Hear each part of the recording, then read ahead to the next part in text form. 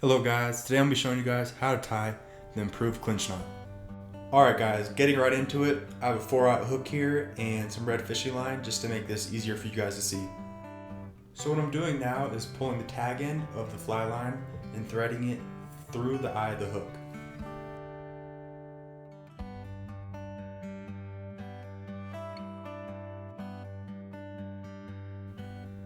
Threading the fishing line through the eye of the hook like so. The next step is creating that loop and taking the tag end of the line and wrapping it around the other end of the line like so. 3 to 5 wraps is sufficient and will make for a strong knot. I personally do 3 wraps and I've had no problem so far. After wrapping 3 to 5 times, we have now created a loop towards the hook. Now we take the tag end of the line and thread it through that loop.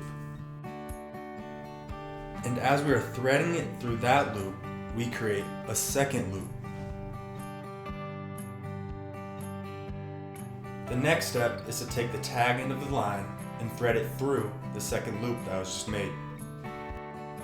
This second time threading through the second loop made is what makes this knot the Improved Clinch Knot and what makes it different from the regular clinch knot. As we finish threading the tag end through the final loop, we make sure to pull from the hook to tighten down the knot and not the tag end. Pulling by the tag end increases the chance of a broken knot and decreases the total strength of the knot. Another pro tip is to dampen the line before pulling tight on the knot. This reduces friction and heating that occurs when pulling tight on the knot. After pulling down to create this knot, we then trim the tag end. And just like that, we have created a simple and reliable knot, easy to tie for all skill levels and great for all types of fishing.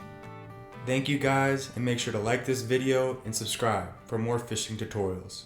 See you guys next time.